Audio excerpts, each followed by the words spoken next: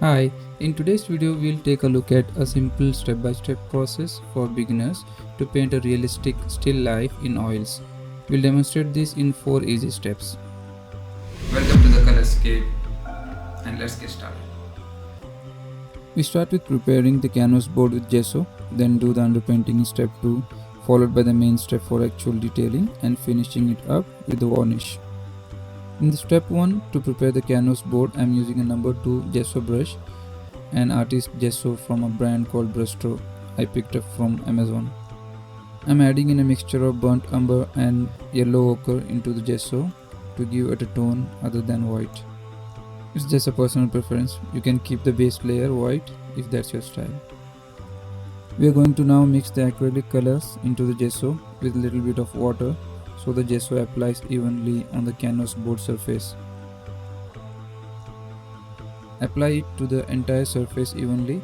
We'll sand the surface once it is dry to touch to give that texture we like in our paintings. I'm using the grid method to draw the outline of Pears.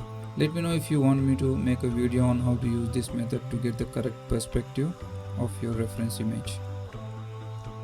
In the step 2, these are the 4 main colors I'll be using: French ultramarine, ivory black, titanium white, and burnt umber. I have taken a small amount of paint on the palette along with the medium. In my case it's liquid original from Winsor and Newton because it dries faster and I like its consistency. For the background, I'll mix burnt umber, French ultramarine, ivory black and tiny bit of titanium white.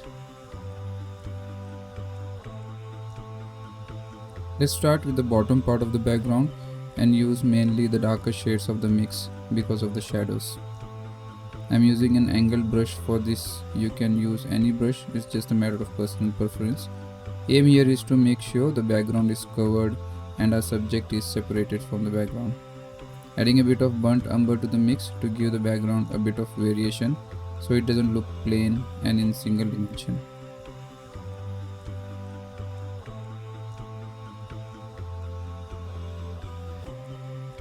We keep on adding titanium white to lighter areas as required. There is no set amount of paint that you need to pick on your brush. You observe and keep adding. Similarly, we add French ultramarine to the mix.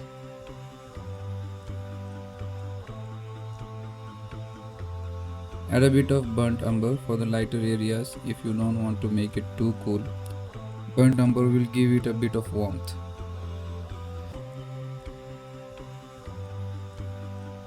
I'm using a number 2 filbert brush for the base. This will help in maintaining that clear and even line between the background and the base.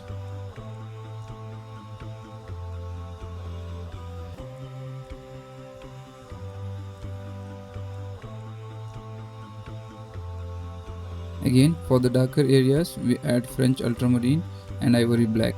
We are not spending a lot of time on the detailing for the background, as this is going to be a simple and quick demonstration for you to start with the oil painting. Now let's paint the shadow areas for the Pears. Moving on to the step 3, using a flat brush size 6, we add dioxazine purple to the mix, as I felt the background should have some purple tone to it. Mix dioxazine purple, yellow ochre, white French ultramarine and add ivory black to it as required depending on the darkness. We start with the lightest area this time around and keep on adding the ivory black to the mix for the darker areas as mentioned earlier.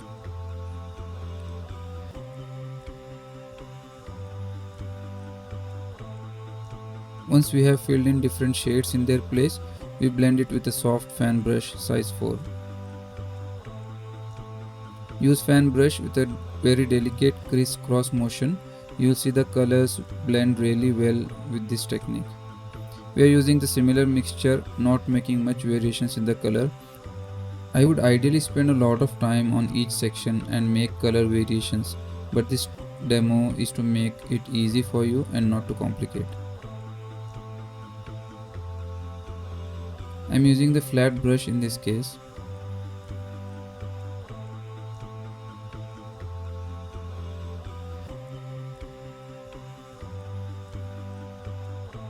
Now Now we'll use a round brush size 1 for the shadows under the Pears. Because I've used liquid original as a medium, the paint is already dry and I can easily paint over it. Now we add two more colors to our palette, that is sap green and lemon yellow. I'm using the Deerfoot brush size 2 and mix sap green, lemon yellow and a tiny bit of titanium white for the Pears to form a mid-tone.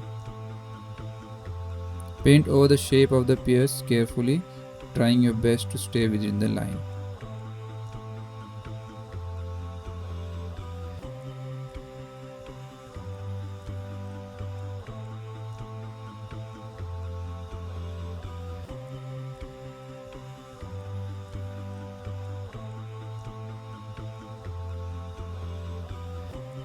Once you have painted the entire surface with the mid-tone, now it's time to create shadows and highlights.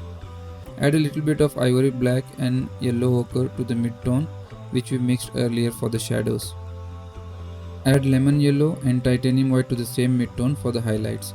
And now we slowly blend both the shadows and highlights while they are still wet. This creates a 3D effect which we want in our realistic paintings. Note here that I am not blending it completely into a smooth blend like the background, because we want to bring out the texture which we see on the Pears. Now let's add some more ivory black to the shadow mix to make it more darker for the extreme dark places.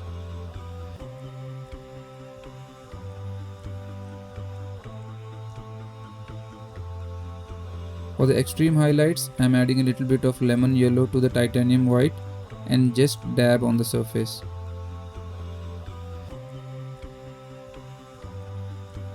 We'll add in a little bit of alizarin crimson for the stalk, along with burnt umber and ivory black for the darker areas.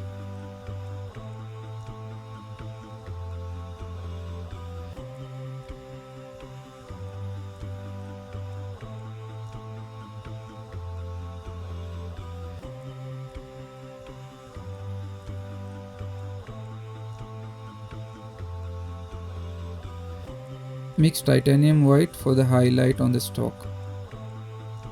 Finally, once the painting is dry to touch, we clean the surface and apply varnish.